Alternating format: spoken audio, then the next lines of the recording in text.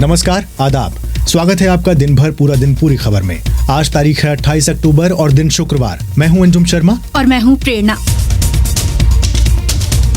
आखिरकार Elon Musk का हुआ ट्विटर, बात करेंगे कभी हाँ कभी ना करते हुए आखिर कैसे हुई डील पूरी। ट्विटर की कमान संभालते ही फायरिंग मोड में नजर आए मस्क। सीईओ पराग अग्रवाल को निकाले जाने की खबर, जानेंगे आखिर कैसा ट्विटर चाहते हैं Elon Musk. Before Twitter was much more ruled by consensus. I think it's going to be less so social now. Media के जानकार विराग गुप्ता से जानेंगे कि मस्क के हाथों में ट्विटर के आने का भारत पर क्या हो सकता है असर। मस्क के आने के बाद उनकी जो आइडियोलॉजी है वो पूंजीवादी है, दक्षिणपंथी है। तो इस लिहाज से देखा जाए तो भारत में सोशल मीडिया के सारे प्लेटफॉर्म अब दक्षिणपंथ की तरफ उनका एक रुझान रहेगा। साथ ही पॉडकास्ट में पाकिस्तान से जुड़ेंगी हमारी सहयोगी शुमाइला जाफरी, जहां चल रही है सियासी उठापटक और इमरान खान कर रहे हैं लॉन्ग मार्च। वो लाहौर से आज उन्होंने मार्च शुरू किया है और उसको वो फ्राइडे तक 4 नवंबर तक धीरे धीरे जीटी रोड है उस पर मुख्तलिफ शहरों में ठहरते हुए इस्लामाबाद लेकर आएंगे। और ऑस्ट्रेलिया में चल रहे T20 वर्ल्ड कप से जुड़ी खबरें भी होंगी, लेकिन सबसे पहले जानते हैं देश और दुनिया के पूरे दिन का हाल प्रेरणा से।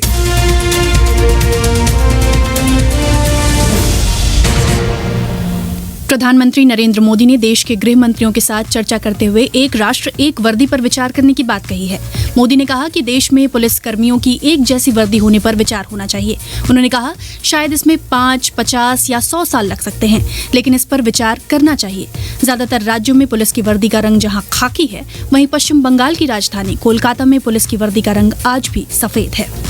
दिल्ली के मुख्यमंत्री अरविंद केजरीवाल ने शुक्रवार को ट्विटर पर वो पत्र साझा किया है जिसमें उन्होंने पीएम मोदी से भारतीय करेंसी नोटों में हिंदू देवी देवताओं गणेश लक्ष्मी की तस्वीर लगाने की अपील की है। केजरीवाल ने इस पत्र में लिखा है कि देश के 130 करोड़ लोगों की इच्छा है कि भारतीय करेंसी पर एक तरफ गांधी जी तो दूसरी तरफ श्री गणेश जी और लक्ष्मी जी की तस्वीर होनी चाहिए। आज देश की अर्थव्यवस्था बहुत बुरे दौर से गुजर रही है। एक तरफ हम सब देशवासियों को कड़ी मेहनत करने की जरूरत है, तो दूसरी ओर हमें भगवान का आशीर्वाद भी चाहिए ताकि हमारे प्रयास जो हैं वो फलीभूत हों। सही नीति, कड़ी मेहनत और प्रभु का आशीर्वाद, इनके संगम से ही देश तरक्की करेगा। अरविंद केजरीवाल ने 2 दिन पहले प्रेस कॉन्फ्रेंस करके ये मुद्दा उठाया था। ओलंपिक गोल्ड मेडल विजेता नीरज चोपड़ा मार्वल स्टूडियोज की film black panther Wakanda forever में नजर आएंगे। मार्वल इंडिया के आधिकारिक ट्विटर हैंडल ने एक प्रोमो वीडियो शेयर किया है जिसमें नीरज चोपड़ा को वकांडा की जंग का हिस्सा दिखाया गया है। वहीं नीरज चोपड़ा ने अपने इंस्टाग्राम पर प्रोमो वीडियो शेयर करते हुए लिखा है, खेल हो या जंग, जीतेगा वही जिसका निशाना कभी चूके नहीं। कभी देश के लिए, कभी खुद के लिए। इस बार जैवलिन उठा रहा हूँ ब्लैक पैंथर के लिए। Film black panther Wakanda forever 11 नवंबर 2022 को रिलीज होगी। चीन के राष्ट्रपति शी जिनपिंग की जीरो कोविड नीति के तहत वुहान सहित चीन के दर्जनों शहर में एक बार फिर लॉकडाउन लगा दिया गया है। वुहान के एक जिले में रहने वाले 8 लाख से अधिक लोगों को 30 अक्टूबर तक घर में रहने का निर्देश दिया गया है। वहीं दुनिया की सबसे बड़ी आईफोन मैन्युफैक्चरिंग प्लांट वाली शहर भी लॉकडाउन की गिरफ्त में है। चीन में लगातार तीसरे दिन कोरोना के 1000 से अधिक मामले सामने आए हैं। जापान के प्रधानमंत्री ने महंगाई से निपटने और अर्थव्यवस्था को पटरी पर लाने के लिए $260 अरब के प्रोत्साहन पैकेज की घोषणा की है। फूमियो किशिदा ने कहा कि पैकेज में वेतन वृद्धि को प्रोत्साहित करने और ऊर्जा बिल देने वाले परिवारों का समर्थन करने के उपाय शामिल हैं जो रूस यूक्रेन युद्ध के बाद से बढ़े हैं। प्रोत्साहन पैकेज की घोषणा करते हुए जापानी प्रधानमंत्री फूमियो किशिदा ने कहा, 今回の対策は物価高克服経済再生実現のための बढ़ती कीमतों पर काबू पाने और अर्थव्यवस्था को पुनर्जीवित करने के लिए यह एक आर्थिक उपाय है। हम लोगों की आजीविका, नौकरियों और व्यवसायों की रक्षा के साथ साथ भविष्य के लिए अपनी अर्थव्यवस्था को मजबूत करना चाहते हैं। अमेरिकी डॉलर की तुलना में इस साल जापानी करेंसी येन की वैल्यू 20% गिरी है। कीमतें 8 वर्षों में अपनी सबसे तेज दर से बढ़ी हैं। हालांकि देश की 3% महंगाई दर कई पश्चिमी देशों की तुलना में कम है। और संयुक्त राष्ट्र ने समलैंगिकता को बढ़ावा देने पर रोक लगाने वाले रूसी सरकार के एक विवादास्पद कानून पर अपनी चिंता जाहिर की है। गुरुवार को रूस की संसद में इस कानून पर वोटिंग हुई। अगर इसे सांसदों का समर्थन मिल जाता है तो रूस सार्वजनिक रूप से सेम सेक्स कपल्स की पहचान पर रोक लगा देगा।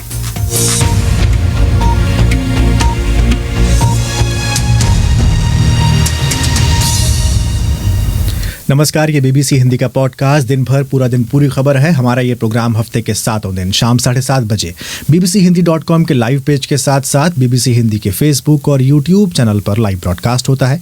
इसे आप बीबीसी हिंदी वेबसाइट के पॉडकास्ट सेक्शन के अलावा जियो सावन, गाना, स्पॉटिफाई जैसे मोबाइल ऐप्स पर भी सुन सकते हैं। ये जो भी आपने टोन सुनी, ये हल्की सी जो आवाज़ थी, दरअसल ये उस चिड़िया की आवाज़ है, उस चिड़िया की साउंड इफेक्ट है जिसके बारे में एलॉन मस्क ने आज लिखा कि वो आज़ाद हो चुकी है। प्रेरणा? बिल्कुल, अमेरिकी बिजनेसमैन एलन मस्क, उन्होंने आज ट्विटर को अपने नियंत्रण में ले लिया है अंजुम, और उन्होंने सोशल मीडिया कंपनी को 44 बिलियन अमेरिकी डॉलर में खरीदने वाली जो डील थी ट्विटर की, वो पूरी कर ली है। अमेरिकी मीडिया में इसे लेकर काफ़ी खबरें थी और इन खबरों के मुताबिक ट्विटर के सीईओ पराग अग्रवाल को हटा दिया गया है। ये डील पूरी होने के बाद ही ये खबर सामने आई है। पराग अग्रवाल जो हैं वो भारतीय मूल के हैं और IIT बॉम्बे से पढ़े हैं। पिछले साल नवंबर में वो ट्विटर के सीईओ बने थे, और जब वो बने थे तो काफ़ी मीम्स वायरल हुए थे। खैर, खबर ये भी है प्रेरणा कि पराग के साथ 2 और सीनियर पोजीशन से लोगों को हटाया गया है। वॉशिंगटन पोस्ट के टेक रिपोर्टर हैं फैज सिद्दीक। उन्होंने लिखा है कि ट्वीट करते हुए लिखा है कि पराग अग्रवाल, नेट सीगल और विजया गडे को नौकरी से हटा दिया गया है। विजया गडे भी जो है वो भारतीय मूल की हैं। वो ट्विटर में लीगल पॉलिसी और ट्रस्ट की प्रमुख थी। अच्छा, वैसे ट्विटर की ओर से फिलहाल ये बड़ा दिलचस्प है कि कोई बयान जारी नहीं किया गया है, लेकिन ट्विटर के जो को फाउंडर है बिज स्टोन, उन्होंने ट्वीट में पराग, नेड और विजया गडे को धन्यवाद तक दे दिया है। जी, आई थिंक इन्हीं के ट्वीट के बाद एक पुष्टि कहें तो इन खबरों पर होती है। हालांकि यहाँ सवाल ये है अंजुम कि जैसे ही अब एलन मस्क ने ये कमान अपने हाथों में लिया है, उसके बाद सवाल ये बनता है कि अब जो ट्विटर का स्वरूप है वो कैसा होगा, क्या क्या बदलाव देखने को मिल सकते हैं। तो वॉशिंगटन पोस्ट की सिलिकॉन वैली की संवाददाता हैं एलिजाबेथ डवोस्किन, इन्होंने इसका जवाब दिया है, ये सुन लेते हैं। I think we should be prepared for Donald Trump being returned to the platform. I would expect that could happen any day.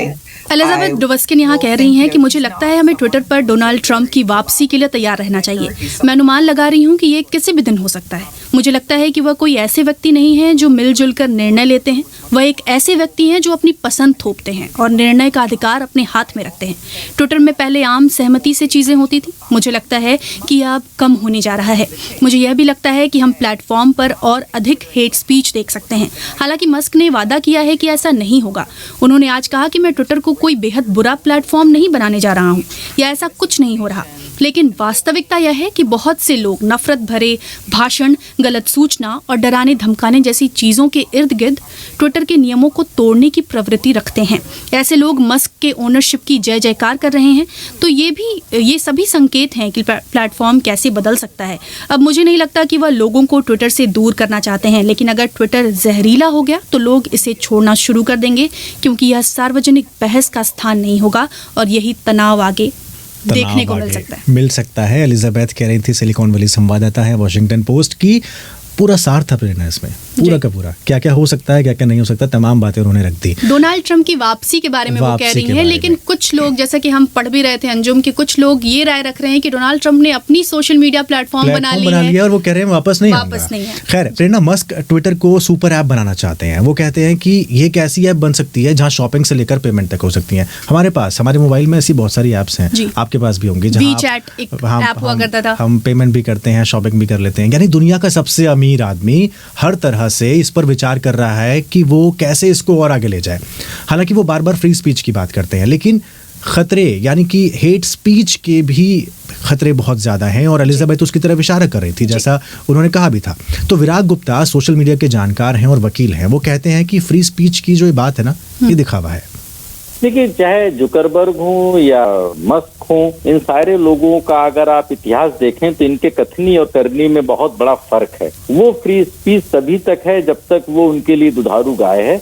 आने वाले अमेरिका के चुनाव में ट्रंप के साथ उनका क्या भूमिका रहेगी, भारत के चुनाव में उनकी क्या भूमिका रहेगी, अपने रेवेन्यू को बढ़ाने के लिए किस हद तक कंप्रोमाइज करेंगे, ये बातें ज्यादा महत्वपूर्ण हैं। मुझे नहीं लगता है कि अभिव्यक्ति की आजादी उनका एक मुखौटा है अपने प्रोडक्ट की वैलिडिटी को बनाने के लिए, अपने प्रोडक्ट को और ज्यादा स्थापित करने के लिए। ट्रंप की आपने बात की जिक्र किया, कहा तो ये जा रहा है, माना जा रहा है कि ट्रंप की वापसी हो सकती है ट्विटर पर, और भारत में भी कुछ लोग हैं जो कि एलन मस्क की कमान संभालने के बाद खुश होते दिखाई दे रहे हैं कि उनका ट्विटर अकाउंट भी वापस आ जाएगा, सस्पेंड नहीं होगा? देखिए, ट्रंप जब निकाले गए थे तब भी और ट्रंप अगर वापस आएंगे तब भी यह जाहिर करता है कि कोई प्रक्रिया नहीं है। ये जो मनमाफिक जो फैसले लेने का अधिकार है प्रमोटर्स के पास, मालिकों के पास, ये अभिव्यक्ति की आजादी के लिए और मानवता के लिए सबसे बड़ा खतरा है, क्योंकि नेताओं और शासकों के साथ अगर उन्होंने गठजोड़ कर लिया तो ये मानवता और लोकतंत्र के लिए बड़ी चुनौती है। लोकतंत्र के लिए बड़ी चुनौती है, विराग गुप्ता कह रहे थे। और वही ट्रंप की बात जो आप कह रही थी वो भी उसी बात को आगे बढ़ा रहे थे। वैसे प्रेरणा, देखा जाए तो ट्विटर पर काफ़ी अकाउंट्स बैन हुए हैं। एक आध तो मुझे ही याद है, कंगना रनौत का नाम तो मुझे याद है, लेकिन कुछ बताएं कौन बड़े नामों में अगर कहें तो कंगना रनौत और रविशंकर प्रसाद जो तब कानून मंत्री थे, उनका भी अकाउंट थोड़े दिनों के लिए सस्पेंड किया गया था, थोड़े वक्त के लिए कहूँ तो कंगना रनौत के अगर बारे में बात करूँ तो पिछले साल मई महीने में उनका अकाउंट सस्पेंड किया गया था और इसके पीछे की वजह बताई गई थी। ट्विटर ने अपने आधिकारिक बयान में कहा था कि कंगना रनौत लगातार उनके हेटफुल कंडक्ट पॉलिसी का उल्लंघन कर रही थी, इसलिए उनके अकाउंट को हमेशा के लिए सस्पेंड कर दिया गया है। इसके अलावा अगर मैं इस साल का अपडेट दूं अंजुम, तो इस साल लेटेस्ट अगर बताऊं तो भारत में पाकिस्तानी सरकार के जो आधिकारिक ट्विटर अकाउंट हैं, गवर्नमेंट ऑफ पाकिस्तान, उनको कानूनी कारणों के कारण ब्लॉक कर दिया गया है। इसके अलावा कुछ और अकाउंट्स हैं, जैसे पाकिस्तान का संयुक्त राष्ट्र मिशन और दूसरे देशों में कुछ स्थित दूतावास के जो अकाउंट हैं, तुर्की, ईरान, मिस्र, वहाँ के अकाउंट को भी सस्पेंड कर दिया गया है। वहीं किसान आंदोलन जब हो रहा था, आपको याद होगा, उस वक्त भी कई अहम अकाउंट्स पर ट्विटर ने रोक लगा दी थी। प्लस सरकार जो है, भारत सरकार, वो भी इस दौरान ट्विटर को लगातार ये अपील कर रही थी कि कुछ किसान आंदोलन से जुड़े जो अकाउंट्स हैं और खालिस्तान समर्थक जो अकाउंट्स हैं उन पर लगाम लगाएं। तो ये इसी वजह से जो एलन मस्क हैं वो लगातार कहते रहे कि वो फ्री स्पीच के हामी हैं। हालांकि विराग गुप्ता ऐसा नहीं मानते हैं, वो बोलते हैं सब दिखावा है। वैसे जो फ्री स्पीच की बात है ना प्रेरणा, ये उन्होंने तब की थी जब उन्होंने ट्विटर डील की थी। वैसे ये डील भी नाना करते हुए हुई है। नाना करते हुए बड़ा दिलचस्प इसका किस्सा है। मस्क ने अप्रैल महीने में ट्विटर को खरीदने का ऐलान किया था और जनवरी में एलन ने ट्विटर के शेयर खरीदने शुरू कर दिए थे। मार्च तक आते आते उनके पास ट्विटर के 5% शेयर हो गए थे। अप्रैल में पता चलता है कि वो ट्विटर के सबसे बड़े शेयर धारक हो गए हैं और अप्रैल महीना खत्म होते होते उन्होंने कहा, भैया ट्विटर अब मेरा होगा। 44 बिलियन अमेरिकी डॉलर की डील कर डाली। उस समय मस्क ने कहा था कि वो स्पैम अकाउंट्स को हटाना चाहते हैं, इस प्लेटफॉर्म पर फ्री स्पीच को प्रोटेक्ट करना चाहते हैं। लेकिन बाद में वो इससे पीछे हट गए, उनका मन बदलने लगा था। 3 महीने के अंदर उन्होंने ऐलान कर दिया कि अब वो इस डील से पीछे हटना चाहते हैं। असल में हुआ क्या था अंजुम, कि ट्विटर के सौदे के ऐलान के महीनों बाद भी टेक कंपनीज के जो शेयर थे उनके दाम घटते जा रहे थे। ट्विटर की कीमत भी कम हो गई थी। कई एक्सपर्ट्स ने ये कहना शुरू कर दिया था कि शायद एलन मस्क ने ट्विटर खरीदने के लिए ज्यादा रकम जो है वो चुका दी थी। दूसरी तरफ मस्क ने कंपनी से ट्विटर पर असली अकाउंट्स की जानकारी मांगनी शुरू कर दी। ट्विटर के अधिकारियों ने बताया कि रोजाना के एक्टिव यूजर्स में से करीब 5% जो हैं बोट्स हैं, यानी कि फेक अकाउंट हैं। लेकिन मस्क नहीं माने। पराग अग्रवाल ने फिर ट्वीट पर एक लंबे थ्रेड में ये समझाने की कोशिश की कंपनी इस आंकड़े तक कैसे पहुंची, लेकिन मस्क ने इस थ्रेड का जवाब एक पूप इमोजी के साथ दिया था। पूप इमोजी, सीरियसली पूप इमोजी जी।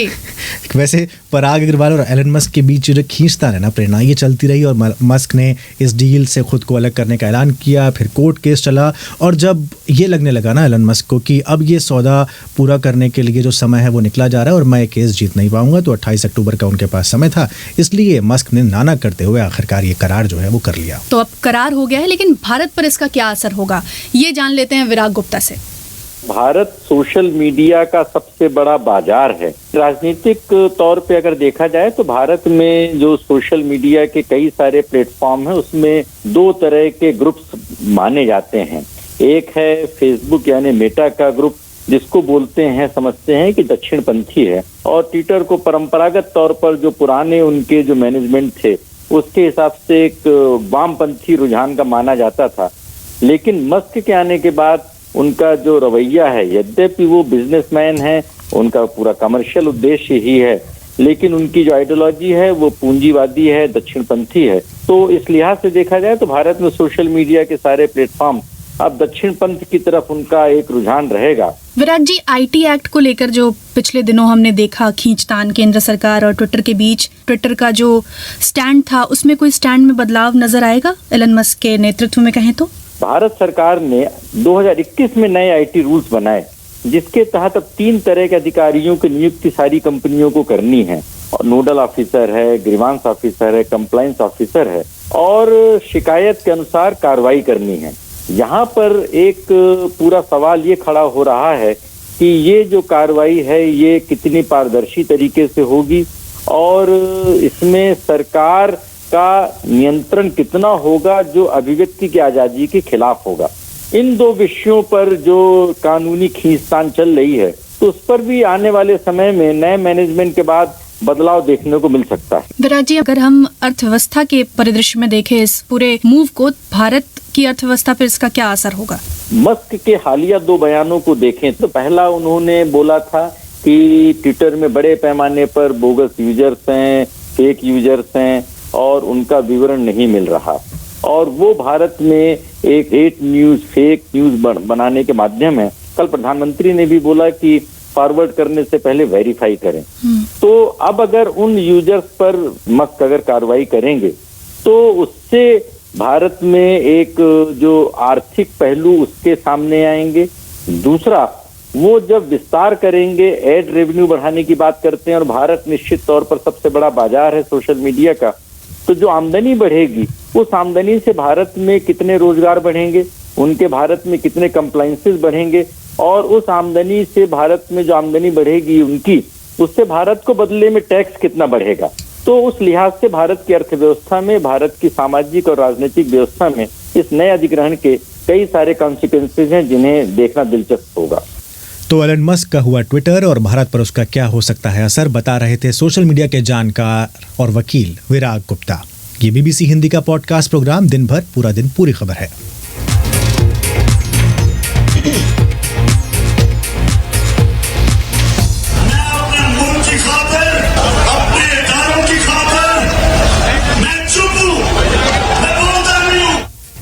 ये इमरान खान की आवाज़ थी। तो बात होगी पाकिस्तान में इमरान खान की लॉन्ग मार्च की, होंगी खेल की भी खबरें और बताएंगे कैसी है फिल्म राम सेतु। लेकिन सबसे पहले सोशल मीडिया पर आप क्या लिख रहे हैं देख लेते हैं।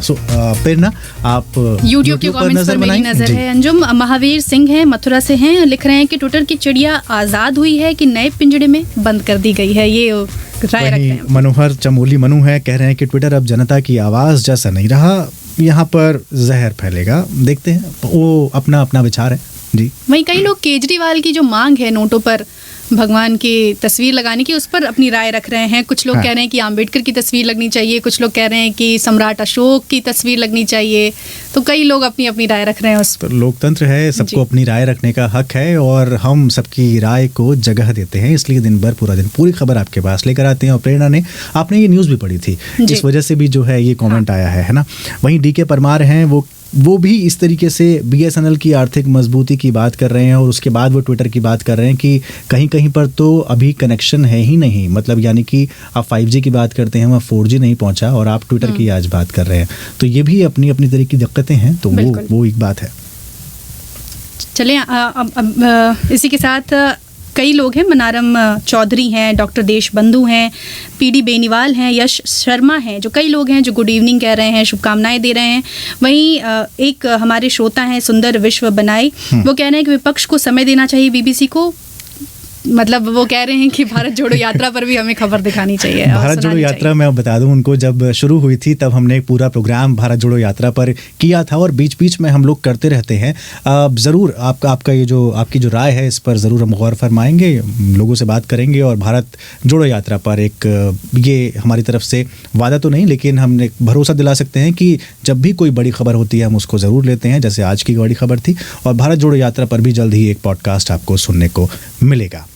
आगे बढ़ते हैं, बात करते हैं पाकिस्तान की। प्रेरणा, पाकिस्तान में इमरान खान की लॉन्ग मार्च चल रही है जी, और इमरान खान और पाकिस्तान सरकार के बीच जो सियासी जंग है ना वो बढ़ती जा रही है। पिछले साल से शुरू हुई थी, लगातार एक दूसरे के ऊपर आरोप लगते रहे। पाकिस्तान के पूर्व प्रधानमंत्री रहे इमरान खान, मई महीने में भी उन्होंने मार्च निकाला, कोशिश की थी और तमाम तरह के विरोध डाले गए कि वो मार्च ना हो पाए। तो इमरान खान ने पाकिस्तान में एक मार्च निकाली जहां उन्होंने लोगों को संबोधित करते हुए पाकिस्तान की जो ISI है उसके महानिदेशक पर निशाना साधा है।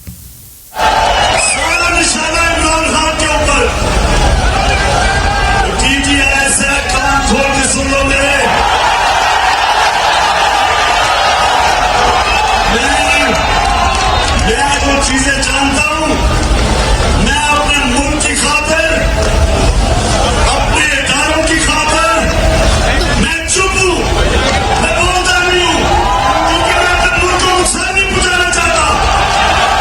मैं मुल्क की खातिर नहीं बोलता हूँ, इमरान खान कह रहे थे। जी, लेकिन अंजुम, इस लॉन्ग मार्च के मायने क्या हैं? क्या इमरान खान चुनाव कराना चाहते हैं या ये संदेश देना चाहते हैं कि he is still in the game और ताकत उनके पास है अभी भी? शुमाइला जाफरी, इस बारे में आपने बात की है उनसे, सुन लेते हैं। देखिए, ये दोनों ही उनके मकसद हैं। उनकी डिमांड तो एक ही है। जब से उनको हटाया गया है नो कॉन्फिडेंस मूव के जरिए अप्रैल में, तो वो यही मुतालबा कर रहे हैं कि उनके खिलाफ साजिश हुई, फॉरेन कॉन्स्पिरेसी थी, जिसमें पाकिस्तान की जो सिक्योरिटी एस्टैब्लिशमेंट है उसने भी किरदार अदा किया। वो बार बार यही कह रहे हैं कि ये जो करंट गवर्नमेंट है इसके पास मॉरल करेंसी भी नहीं है और मैंडेट भी नहीं है, इसलिए इन असेंबलीज को अब डिसॉल्व कर दिया जाए और इलेक्शन कॉल किए जाएं। अभी ये जो असेंबली है करंट, इसकी ड्यूरेशन जो है या इसका जो टर्म है वो अगले साल अगस्त में खत्म होगा। पंजाब जो सबसे बड़ा प्रांत है पाकिस्तान का, उसमें अब इमरान खान की कोalition की सरकार है, तो वहाँ पर पुलिस और ब्यूरोक्रेसी अब उनके कंट्रोल में है, जिसका मतलब ये है कि उनके लिए कोई रुकावट नहीं है। वो लाहौर से आज उन्होंने मार्च शुरू किया है और उसको वो कह रहे हैं अगले जुम्मे फ्राइडे तक 4 नवंबर तक धीरे धीरे ग्रैंड ट्रंक रोड जो जीटी रोड है उस पर मुख्तलिफ शहरों में ठहरते हुए इस्लामाबाद लेकर आएंगे और फिर इस्लामाबाद आने के बाद जो भी सिचुएशन होगी फैसला ये किया जाएगा क्या धरना देना है या उसको कॉल ऑफ करना है। लेकिन वो कहते यही है कि हम अर्ली इलेक्शन लेने के लिए निकले हैं और वो हम लेकर ही वापस घरों को जाएंगे। इस बीच एक बयान जो है वो पाकिस्तान की सेना के प्रवक्ता और आईएसआई के जो प्रमुख हैं नदीम अहमद अंजुम, उनकी तरफ से भी आया कि इमरान खान पर भ्रष्टाचार के उन्होंने आरोप लगाए। कहा ही जा रहा था कि इमरान खान उसी सेना की वजह से खड़े हुए हैं और अब वही सेना उनके ऊपर भ्रष्टाचार के आरोप लगा रही है और इमरान खान भी अब सेना के एकदम सामने खड़े हैं।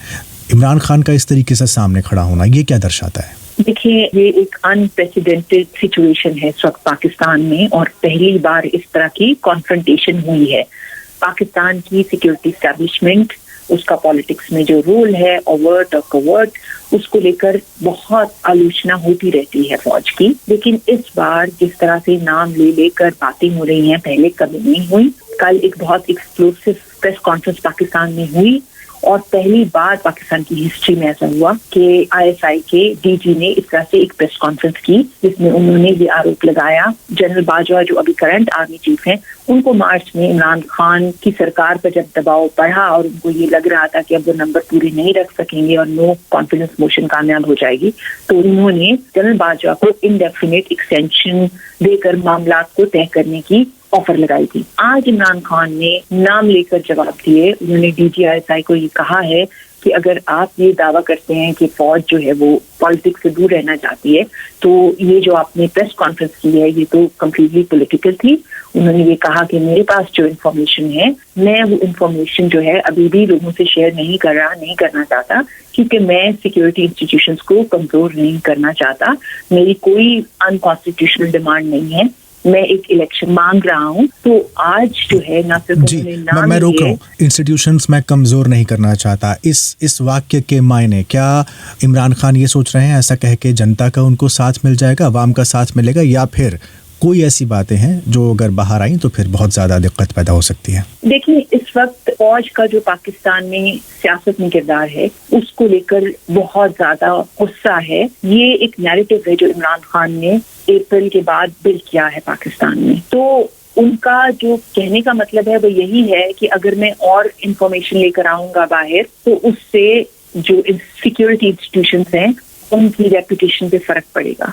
जब लॉन्ग मार्च आगाज हुआ लाहौर से और वो जो रैली थी जिसको एड्रेस किया इमरान खान ने, तो उधर वहाँ मुसलसल आईएसआई के बारे में नारे लगते रहे।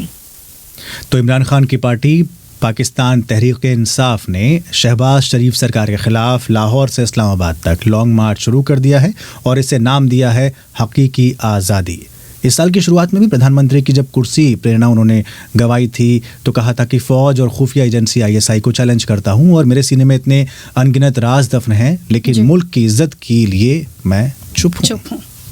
तो अब खेल की खबरें। अंजुम, आज इंग्लैंड और ऑस्ट्रेलिया के बीच मैच था, क्या हुआ, क्या परिणाम है? इंग्लैंड और ऑस्ट्रेलिया के बीच मैच था लेकिन लोगों को मायूसी हाथ लगी क्योंकि बरसात का मौसम और उसके बाद मैच हुआ रद्द।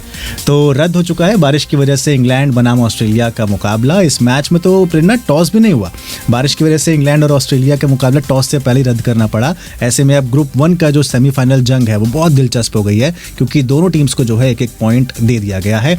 अब न्यूजीलैंड जो है वो नेट रन रेट के हिसाब से 3 पॉइंट उसके हैं, वो भी पहले स्थान पर है। वहीं इंग्लैंड की टीम भी 3 पॉइंट के साथ स्थान तो उसका दूसरा है, क्योंकि उसका नेट रन रेट जो है वो कम है। अगर आज मैच होता तो शायद जो जीतता वो सेमीफाइनल्स में ऊपर हो जाता और पहुंच सकता था। लेकिन इससे भी दिलचस्प मैच हुआ था, जिसकी चर्चा अभी तक बनी हुई है, जिम्बाब्वे और पाकिस्तान के बीच में। पाकिस्तान नहीं जीत सकी, मतलब अंतिम बॉल पे फिर नहीं जीत सकी। भारत के साथ तो हारी ही थी, जिम्बाब्वे के साथ भी हार गई। वहाँ के जो प्रशंसक है वहाँ पर पाकिस्तान के इतने मायूस की मीम्स बनने लगे। कुछ प्रशंसकों से बीबीसी ने भी बात की है। मुझे लगता था एक रश थ्रू कर देंगे, लेकिन हमें जिम्बाब्वे से 1 रन से हार गए हैं। ये बहुत बड़ा दुख है हमारे लिए। बहुत ज़्यादा डिसअपॉइंटमेंट कि एक दफ़ा फिर से इस तरह मैच हारे। एक आसान टीम, उसके खिलाफ भी आप मैच हार गए।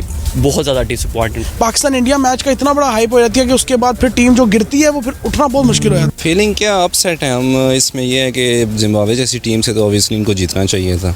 मैनेजमेंट के तो है इश्यूज हैं, कैप्टनसी में भी है। चले पहले कैप्टन सही नहीं था, टीम हमारी सही थी। अब जब हमें कैप्टन सही मिल गया तो टीम हमारी मतलब उस तरह खास नहीं है। किसी को इंजरी है, कोई क्या चक्कर है। तो ये तो ऑस्ट्रेलिया में जो लेकिन पाकिस्तान की क्या स्थिति है? पाकिस्तान में जो प्रशंसक हैं वहाँ क्या स्थिति है? तो मैंने शुमाइला से जानना चाहा, जब मैंने उनसे बात की लॉन्ग मार्च के सिलसिले में, तो मैंने पूछा शुमाइला एक सवाल और है कि कल जो मैच हुआ था उसके बाद वहाँ की स्थिति क्या है? पाकिस्तान में लोग क्रिकेट को लेके इमोशनल हैं, जिस तरह के इंडिया में होते हैं, और क्रिकेट की जो जीत है वो लोगों को एक फील गुड जो है वो एक इमोशन देती है या एक एटमॉस्फेयर क्रिएट करती है। पाकिस्तान में अभी इंटरनली जिस तरह का पॉलिटिकल क्राइसिस चल रहा है, इकोनॉमिक क्राइसिस चल रहा है, तो लोग बहुत लुक फॉरवर्ड करते हैं कि क्रिकेट में अगर कोई विक्ट्री मिलेगी तो उसकी बहुत खुशी मनाई जाती है, लोगों का दिल बढ़ता है और एक थोड़ा जॉय क्रिएट होता है लोगों के लिए। तो इस सारे सिनेरियो के अंदर जाहिर है कि इस तरह से इतने थोड़े मार्जिन के साथ डिफीट जो पाकिस्तान की हुई है उसको लेके लोगों के दिल बहुत टूटे हुए हैं। और हमेशा एक कल्चर ये रहा है कि जब हार हो जाती है तो फिर बहुत तारीफ मिलती है, तालियां बजती हैं, बहुत ओनरशिप होती है टीम की। और जब इस तरह से वो एक के बाद दूसरा मैच हारते हैं तो क्रिटिसिज्म भी होता है, टीम की सिलेक्शन पे बात होती है, चेंजेस पे बात होती है। तो लगता ये है कि वो एक जज्बाती जो लम्हा है वो फेस चल रहा है, और इस तरह से हमेशा ही एक सर्कल और साइकिल है जो कि होता रहता है हमेशा ही पाकिस्तान में। तो क्रिकेट के साथ जज्बात जुड़े हुए हैं अंजुम, एक और मैच था जिसका जिक्र हम करना शायद भूल गए हैं। वो मैच था दरअसल, वो भी बारिश की वजह से रद्द हो गया। अफगानिस्तान और आयरलैंड के बीच में एक भी बॉल नहीं डल सकी और बारिश का मौसम, और इस वजह से मैच हुआ रद्द। आज शुक्रवार है जी, फिल्मों का दिन है। बिना फिल्मों का दिन हुए और बिना उसकी बात हुए बड़ा अधूरा सा लगता है प्रेरणा। तो इस बार film I think Ram Setu है, जिसके बारे में हम बात करने वाले हैं। और अर्नब बनर्जी हर बार की तरह रिव्यू लेकर आए हैं। जानते हैं देखनी चाहिए या फिर नहीं देखनी चाहिए। इस भरोसे को चुनौती कैसा दोगे? मेरे ख्याल में एक आदमी है, मैं तुम्हारी मदद करूंगा for an archaeological expedition to Ram Setu. Ram Setu एक ऐसी फिल्म है जो एक एथिस्ट आर्कियोलॉजिस्ट यानी अक्षय कुमार की कहानी है, जो कि ये प्रूव करना चाहते हैं कि लेजेंडरी जो राम सेतु है वो एग्जिस्ट करता है और बहुत सारी इविल फोर्सेस हैं, बहुत सारे ऐसे लोग हैं जो उसको मानते नहीं हैं। वो खुद एथिस्ट है, वो राम को नहीं मानता है, लेकिन कहीं ना कहीं राम सेतु को मानता है, जिसको प्रूव करने के लिए वो लगा रहता है। पूरी फिल्म है। फिल्म थोड़ी लंबी है और बहुत ज़्यादा प्रीची है, यानी बहुत ज़्यादा हिंदुत्व और हिंदू होने की वजह से लेसन्स देना चाहती है ऑडियंस को। धर्म और संस्कृति के नाम पे जो एक स्क्रिप्ट बुनी गई है वो बहुत ही बेतुकी है। इसमें ना तो कोई दम है, ना इसमें कोई सार है, ना इसमें कोई लॉजिक है। यहाँ पर दिल्ली के मंत्रालय से लेके आर्कियोलॉजिकल सोसाइटी ऑफ इंडिया सबको इसमें डाला गया है। मेरा काम है इतिहास की परत को खोलना। इतिहास का मतलब समझते हो?